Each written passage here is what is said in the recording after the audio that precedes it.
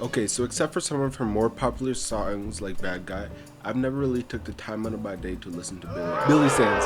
Please don't cancel me. So I've never really listened to her before, but recently I've started doing one-on-one Zoom music production lessons, and that's where I was introduced to some of her music. Hello Candace. Before we start our first lesson, what type of music do you like? And who are some of your favorite artists? Well, I really like dark shit, you know. Billie is probably one of my favorite artists. Okay. So let's listen to some Miss Eilish. And that'll show you how to emulate her production. One eternity later. Wow, that was amazing. I like this Billie English girl. Say her name right. So after listening to some Billie Eilish and watching some Finneas tutorials, I got the basic sense of how a Billie Eilish type beat is made. So today, I'll show you how to make it. Okay, so this is the beat. I made this about a week ago.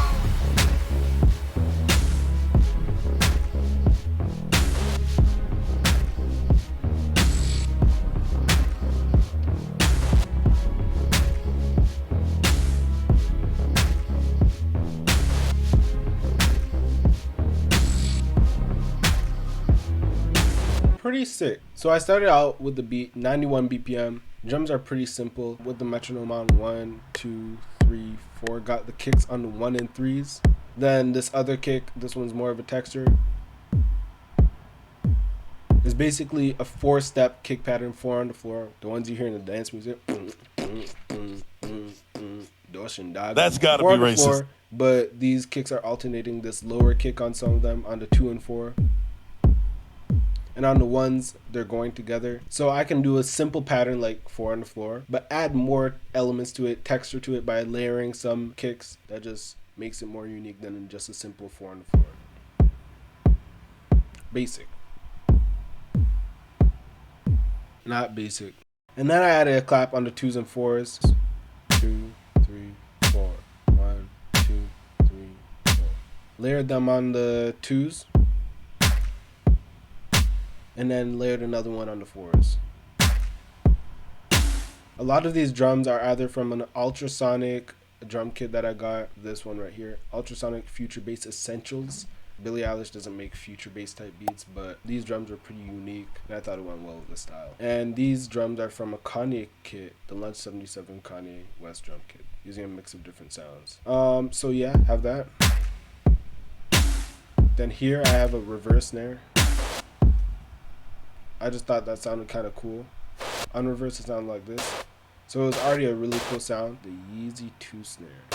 So super similar, just reversed it and put it on the 4th beat, R, B, yeah.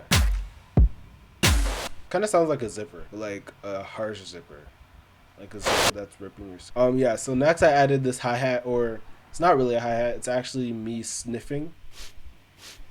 Right. Didn't really add any effects to it. Pitched it up 30 cents. Don't know why I did that. One thing that I learned from the Finneas tutorials, he uses a lot of unique percussion and unique sounds. So like that reverse snare I use, try using stuff like that. Sniffing instead of using a hi-hat, I guess do that. That's my thing now. If anybody sniffs as their hi-hat, they're copying me. I just created a new sound.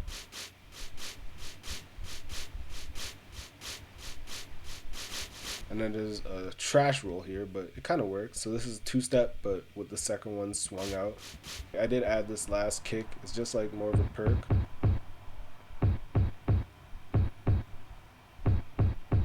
Kind of goes with the bass once you hear that.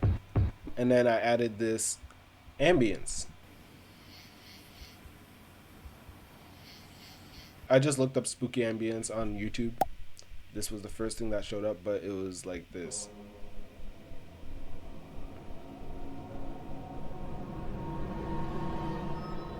I thought that was kind of bad. It didn't fit in the beat. So I was about to take it out, but then I'm like, let me just try reversing it. I didn't even move it around, and it fell on time. Just this, that thing, whatever that is. It sounds like a cicada bug or something. It fell on time, so I chopped it up and put that like that. And it works pretty well. Oh, and I added this drill for one of the claps. So all these drums together.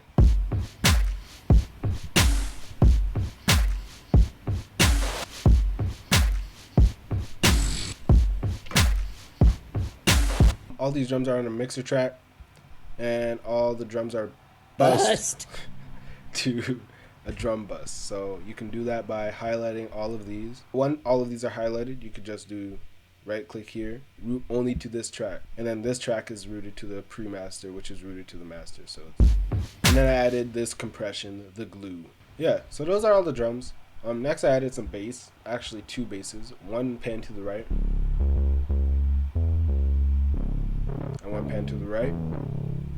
I just said right twice, but one pan to the left, one pan to the right. This is a pretty interesting bass. First one is from Flex, a stock FL Studio plugin. I went to all and then looked up bass, settled on Future Slap, and then I added some effects to it. So that's with the EQ, without the EQ. And then I pretty much cut out some of the highs and boosted this frequency. Too high pitch. Another thing I learned from Finneas, make catchy bass patterns. A bass pattern that can be a melody. It's catchy, right? You can sing along in your head with it. You could be like, puts you in a trance. I don't know how to explain it, but yeah. I actually experimented with like 10 different bass patterns before this. I had all the drums. I was like, I can't figure something out that sounds good, then settled on this because it sounded pretty catchy. Do what sounds good. Don't just do it because like, oh, I put a 64th note in my beat and it sounds, see, that doesn't even add anything. Same thing. So do what sounds good, obviously, and try to make something catchy. And this note just makes it bouncier.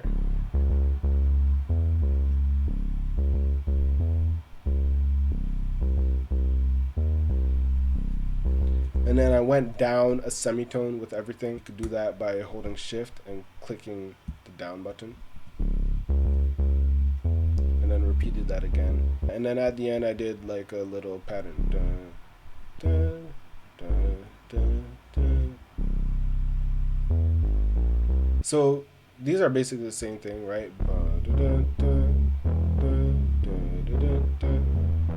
So here there's a note on the left bass, but not one here. Here there's a note on the right bass, but not on the left bass. So it's like panning.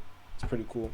The right bass is from Tal-U-No-LX, and I went into Juno Jazz presets, bass, AP Ballerina, the first one, and then added some effects. This is it before the. I thought it was kind of bouncy. I was like, I can add some distortion or something to make it better. Distortion. Pretty cool.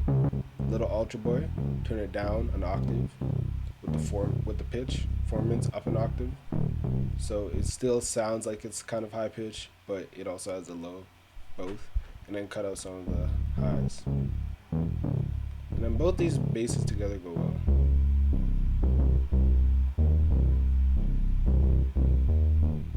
And these at the end actually have alternating patterns, so this one's going down in pitch and then this one is going up in pitch. I thought that was a pretty cool. They're like going opposite. Next for the strings, I heard this bass line, I was like dun, dun. A lot of Billie Eilish songs have plucks like that. It's usually one on the fours, like every beat, using this chord. The bass note was C sharp, so built a minor chord on top of it. And then it has the C sharp an octave up, and then pitch that chord down a semitone, again using shift and down arrow. And that just goes for the whole time on the first 2 beats. In between that, added a little melody.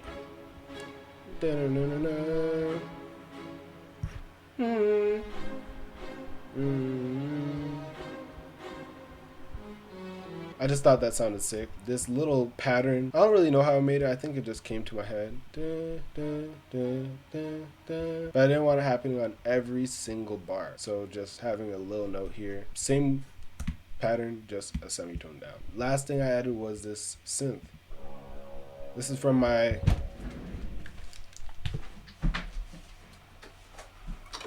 Korg Minilog XD. Added that, thought it was pretty cool. Played with some of the knobs. False. No one probably has that sound because I did it in.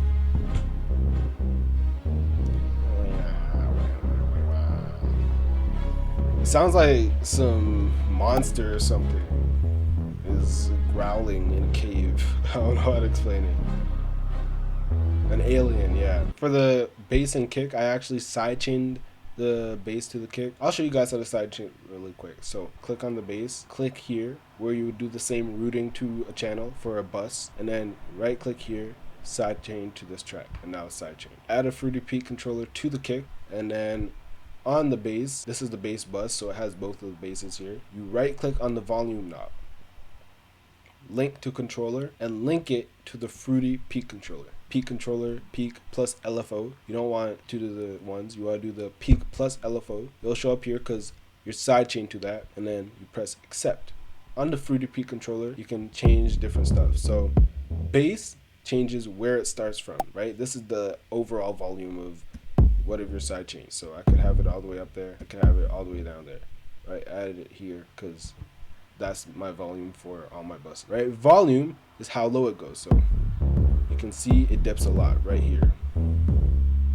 If I do that, it actually goes up, right? So you don't want it to dip too much. I'm doing that. This is to give the kick more room and also to make it bouncier. Let me do decay first, and that will be able to help you see what the tension does. Turn the decay all the way down, right? You see the bass thing stays for way longer. That's basically just how long it stays down for. Right? And then tension is how it looks when coming back up. Right? It can be a scoop like that, or it can be a little hill like that. My rule of thumb for all of these, do it until there's a noticeable difference, right? So right there, I can hear the bass ducking out a lot, and then push it forward. And then it would be more of a feeling than you hear it. It's more of a feeling, you feel the bass pulsating when the kick hits. This is the same for the volume, you could do that. Same for the tension. Do it until you hear it noticeably, then you can move it back so it's more of a feel. And that's pretty much the beat.